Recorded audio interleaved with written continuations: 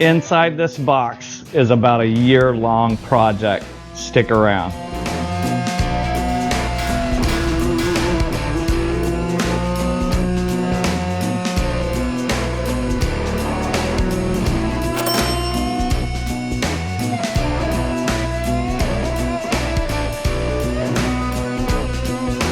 All right, here we are, Fivefold Engineering, and this is Evan. He is the guy that makes everything happen around here and makes parts. Sometimes. Yeah. I mean, he's good team. He's actually working right now, machining parts and like doing some super stuff. So he's working on some plastic stuff. But we decided to come over and check out what's going on because the technology I work with is 60, 70 years old, and you're like cutting. It's about a year old. Yeah, it's about a year old. You're like cutting edge technology, doing parts for the aerospace, military, yep. All kinds of different things. And he's helping us out with a part for, I don't know, last time Triumph actually used that gearbox was 1973. So you're working on something for old stuff. I like it. Yeah. It's right up our alley. I was going to say, you said you come out of the car industry, right? Yeah, out of Detroit, Michigan. Yeah. So what kind of stuff do you do up there? So we were all ex-auto guys, all manufacturing engineers for the most part, between General Motors, Chrysler, one of us was at a Honda supplier. Yeah, so manufacturing engineering, everything from power steering pumps to engine components, robotics, heavy-duty manufacturing, thousands and thousands of parts a day. So yeah. You said you did cams and stuff too, right? We did laser marking cams. We did grinding on cams, all automated systems. So yeah. What would you say? What would you say out of like how long you been in the industry? 20 years now. 20 years. 20 years. So if you had to pick like one part that you're like, man, this was super rad, and you're able to talk about it because I know y'all do some government stuff. Of course. But like if you were to say like one cool thing, like, hey, that was really awesome that I designed that I built that, engineered it. Yeah, for sure. So probably one of our helical engines that we did. That was probably one of the coolest things. Taking it from cradle to grave, you know, scroll type drawings from one of probably my biggest mentor and in engineering and manufacturing, you know, taking this design he had in the late 80s and, you know, making it a real thing. So that was probably the biggest thing for us as a group. Anything to do with engines? Yeah, we're in. Like, dude, I'm a gearhead. You're in the right space, man. Yeah. What do you see the future for Fivefold? Like, yeah, so I mean, at our core, we're engineers, right? So our focus is always cutting edge stuff, doing the best we can do, manufacturability, simulation, doing everything digitally first, and then making it happen. We do have a lot of old school training in us, so a lot of the stuff you see on our engine benches, our test benches, we sometimes try first and then go back to the computer. So, well, what's one thing you won't do? Part-wise? Yeah, material or wood. We won't do any wood things. We don't do any woodwork. Dust. Oh, it's the worst. Yeah, it's the worst. Thank you. Well, right here in Largo, Florida, and making the coolest pieces and parts. Thank you for having us over. For sure. Thank you for taking my idea and turning it into reality. Of course. For these guys, because I know a lot of you on the channel have been waiting for this tool to come out, and we went through the process of prototyping, testing, and refixing and everything. So these guys are doing the final parts. I'm excited about it. So if you guys are needing anything, they love doing special stuff. So if you have like this idea and you want to make it a reality, get in touch with Evan here at Fivefold, and they can help you out for sure. So let's go check out. We're going to meet a couple other people running around here, but I don't want to take too much time because you're a busy man making lots of parts. Thanks, man. All right, guys, check them out.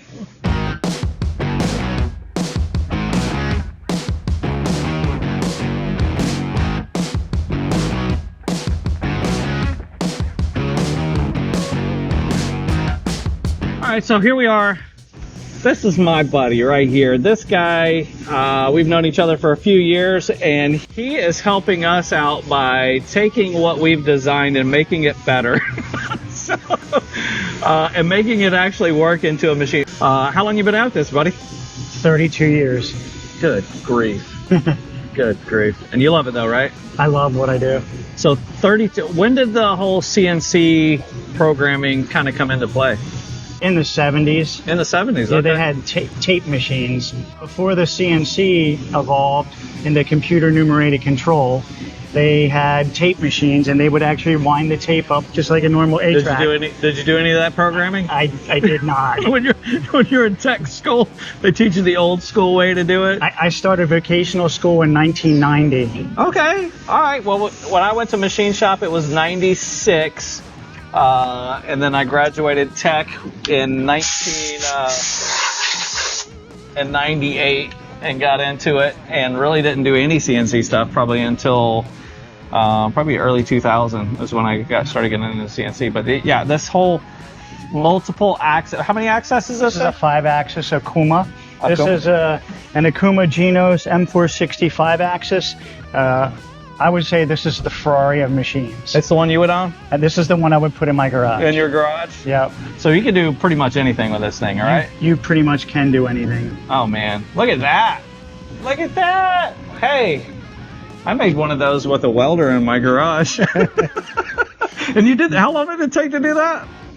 Oh, only a couple minutes, like Golly. 4 minutes so That's far. insane. As I've been going, I've been making some program changes. So we have a true virtual machine here. So, what is happening inside the machine is exactly what you see here. We have a full machine. You can actually see the whole machine. So this is the Akuma Genos M5 axis, and you can virtually see it while it's being made. That's super crazy. And Super cool. this is exactly what we've, the operations that we've just proved out inside the machine. Yep, so this is what we proved out, and the next operation I'm going to be carefully proving out is the chamfering tool, making sure that the chamfer tool has enough reach to reach down in here and it doesn't have any tool interferences. And that keeps all of the people who are buying these tools from cutting their fingers. Yep. When they pick up things. We're trying to give them the best product we can give them, right? Hey, I mean, I don't know how many people are actually gonna need this tool, but those who need it definitely want it, and you guys are making it happen for me. So thank you so much, sir. Yep, you're absolutely We're gonna rip out a few of these tools. Jake here is gonna push buttons. All these buttons turn knobs, make things go in different places, and then we're probably gonna take a camera. We're probably gonna put a camera inside there and let you guys see firsthand how this thing is ripping them out. If you look right here, see that what's physically happening in the machine is virtually happening in the machine right now. I know the window's a little foggy, but Yeah, you can see a little bit. see it's actually happening dynamically in the machine while it's virtually happening outside the machine. That's super cool. Gotta love technology. Gotta love technology.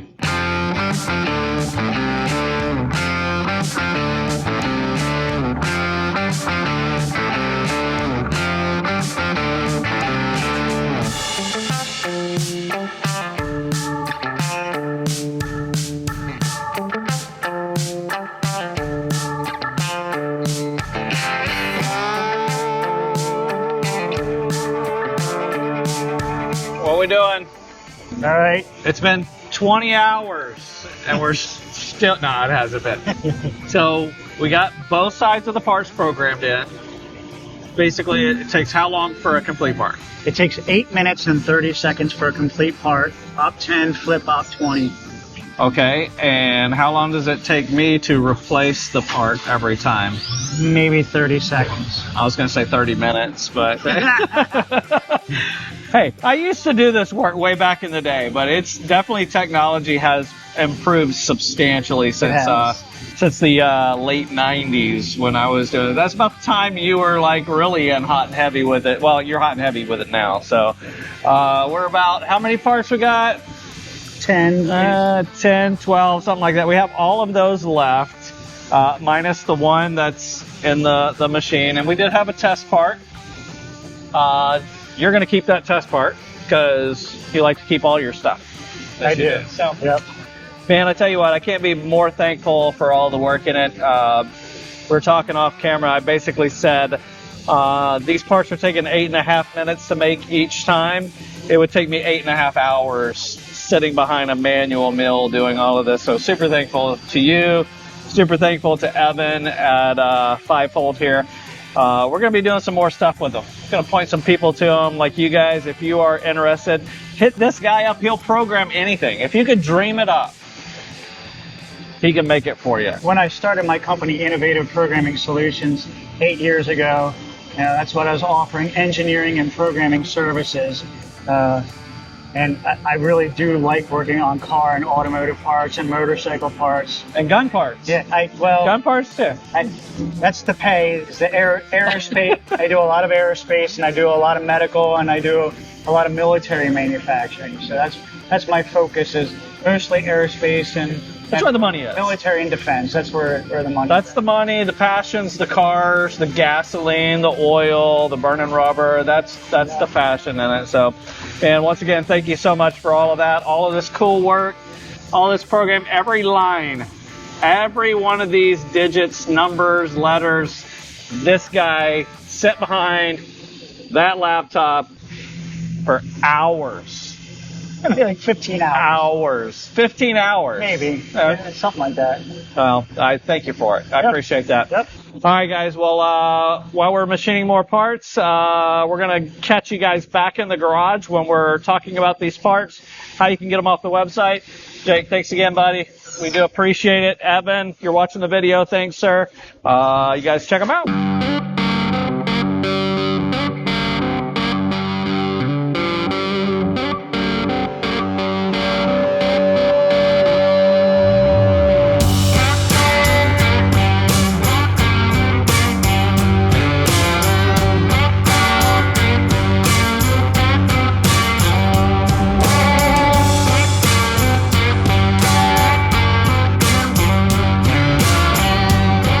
Man, super excited about this. Wanted to say thank you to everyone who played a part getting this from conception to reality to in the hands of you guys who have been asking for this thing. You know, it all started with me sitting in the garage welding up a few pieces of material saying, I wonder if this will work. Taking it from this to 3D printing with my buddy Flipna, which you remember here from the channel. 3D printing up something just as a concept for drawing, and then going all the way down to Australia to my good friend Paul at Award Cycle and having it cast out of stainless steel, all the way to the finished part that you guys have seen right here in the video, this nice billet aluminum tool. Now, what a process. I've built many bikes in my years, but building this simple little tool has been a feat. So special thanks to Jake, who did all the programming for the CNC. Thank you to Evan at Fivefold for letting us use his shop and for the laser etching on these. You guys can find these now on the Weems Motor Co. website, but I'm telling you, this is a very limited run. I know there's many people that have been asking about this, but I wanted to keep these tools something special. So if you are a Triumph engine builder or mechanic and you do a lot of these gearboxes, you know the frustration of it. I hopefully have remedied that for you all the way up until that 7172 leaf spring transmission, which can be a pain. Trust me, I had a bike for 6 years that I could never get that thing indexed correctly.